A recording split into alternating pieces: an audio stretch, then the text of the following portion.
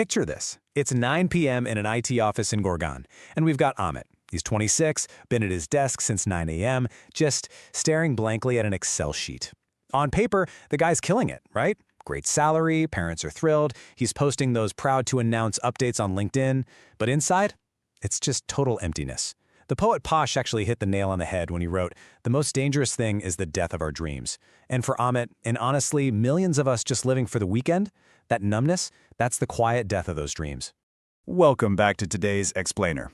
So, if you've ever felt that same lingering emptiness on your Monday morning commute, you are in exactly the right place. Today, our mission is pretty straightforward, but it's an absolute game changer. We're going to completely tear down this whole myth of finding your passion and swap it out for a proven, scientific framework, one that actually lets you escape that unfulfilling 9-to-5 grind without torching your financial security in the process. Okay, so here's our roadmap for today. We're going to hit the trap, the passion myth, the lack of exposure, the psychology of success, the 3E formula, and finally, building your ikigai. Let's get right into it. Starting off with Section 1, the trap. And, let's just validate that feeling of apathy right out of the gate with some hard, undeniable global data. Spoiler alert, you are definitely not alone here. So in 2024, Gallup ran this massive global workplace survey, and the numbers are honestly staggering. A whopping 79% of people in India and South Asia are totally disengaged at work. That literally means 8 out of 10 people are dragging themselves to jobs their hearts just aren't in. But here's the real kicker. That globally engaged minority, they're actually 18% more productive and make their companies 23% more profitable. So ignoring your passion isn't just a bummer on a personal level, it's incredibly expensive for you and the economy. So why on earth do we stay? Well, it's because we're locked inside what we can call a systemic golden cage. Just think about how the whole system is rigged from the start. You've got intense societal pressure, crazy coaching fees. We're talking 3 to 4 lakhs just to get into the right college, which of course snowballs into massive education loans. Add in the normalized 70-hour hustle culture, those heavy vehicle EMIs, a 20-year home loan, and that crushing FOMO of not living the lifestyle everyone else is flaunting online. The whole shebang creates a trap where simply quitting your job feels like an impossible luxury. Which brings us to Section 2, the passion myth. Let's dig into why people stay mentally stuck. Even when folks desperately want out, they can't make a move, mainly because they've been fed some seriously terrible, passive advice about how passion actually works. Check this out. A landmark 2018 Stanford study completely flipped the script on this. People like Amit, they're trapped in a fixed mindset. They think passion is this magical hidden treasure buried deep down, and if they just look hard enough, boom, they'll magically find it. But the growth mindset tells a totally different story. Passion is actually a plant you cultivate. You don't just stumble upon it. You have to explore. You build your skills first, which gives you autonomy. And that is what ultimately cultivates real passion. Moving right along to Section 3, the lack of exposure. Look, I've got some comforting news for you. If you don't know what your passion is right now, it is absolutely not your fault. It's actually the result of a massive, systemic lack of exposure. We are dealing with a serious exposure deficit. Get this, there are over 12,000 recognized career categories worldwide. 12,000! Yet the average student only ever hears about, maybe 10 to 15 standard options? Engineer, doctor, CA, lawyer, you know the drill. How are you supposed to dream of being an ornithologist or a sculptor if your school never even mentioned those things existed? It's simple, really. You can't be passionate about something you've never even been exposed to. And this is exactly what researcher David Epstein uncovered when he studied world-class performers. He found that absolute legends like Roger Federer and MS Dhoni didn't just hyper-specialize from day one, no way. They were playing all sorts of sports, basketball, badminton, football, before locking into their main path. It turns out sampling tons of interests early on is how you figure out your true abilities. Late specializers might feel a little behind at first, but because they sampled, they make way better choices and end up winning in the long run. All right, Section 4, the psychology of success. Let's talk about the actual scientific state of mind you need to know if you've cultivated a passion that's worth pursuing.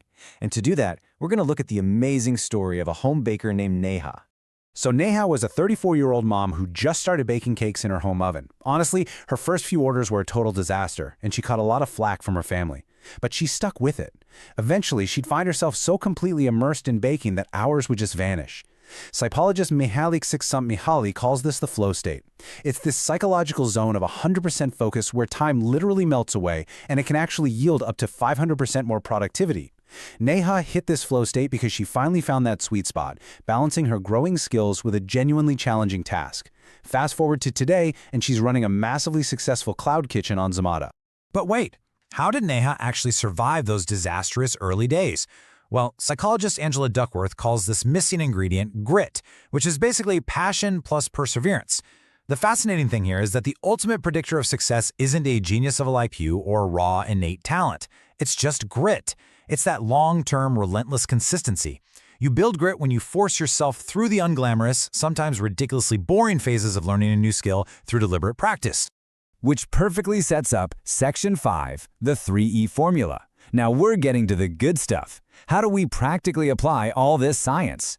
Let's break down a step-by-step masterclass on cultivating passion completely risk-free.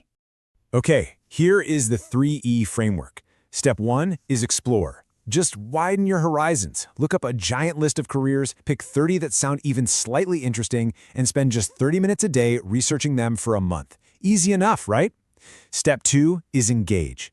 Take the top 5 fields from your research and actually get your hands dirty. Shoot photos for free at a friend's wedding, bake for your neighbors, whatever it is. And then step 3 is excel. Pick the one activity that triggers that magical flow state we just talked about, and commit at least 6 months to really grinding and building serious skill. Now, the real secret sauce in that engage step comes from author Josh Kaufman. It's the 20-hour rule. You really only need 20 hours of focused effort, that's just 45 minutes a day for a month, to thoroughly test drive a new skill. Whether you're trying out shoe painting, coding, or freelance writing, 20 hours is literally all it takes to figure out if you're actually hooked before you commit your life to it. And hey, if you're stressing about this ruining your performance at your day job, don't. A San Francisco University study found that having a side passion project actually improves your primary job performance. It boosts creativity and heavily reduces burnout. Remember Amit from the beginning, our stressed-out IT guy? Well, he started wood carving for just 45 minutes a day. Not only did it grow into a lucrative side hustle, pulling in extra cash, but just sitting at that workbench completely cured his stress-induced panic attacks. So you don't have to quit your 9-to-5 today. A side project will actually make your Monday to Friday way better. Finally, we arrive at Section 6, building your ikigai. Let's pull all of these threads together into a long-term vision for a truly purpose-driven life, drawing on this beautiful piece of Japanese philosophy. What's really fascinating here is that Ikigai isn't some magical puzzle you just solve on day one. It's something you slowly construct at the exact intersection of 4 realities: what you love, what you're good at, what the world needs, and what you can get paid for. Think back to Neha. She didn't know baking was her Ikigai on her first day in the kitchen. It took her 14 months of building her skills, finding that flow state, and getting real customers to construct it. You have to build it, step by step. So let's just go ahead and smash those final mental blocks you might be holding on to right now. Think you're too old? The global average age for a career change is actually 39, so scratch that one. Worried your parents are going to freak out? Simple. Don't argue with them. Show them real results. When Amit showed his mom his first online wood carving sale for $47, the arguments just evaporated. Think you don't have the cash? Start with 0 or super low investment from home, exactly like Neha did with her basic oven. Listen, once your side passion generates 30 to 50% of your main salary, making a safe, calculated transition out of your 9-to-5 is entirely within reach.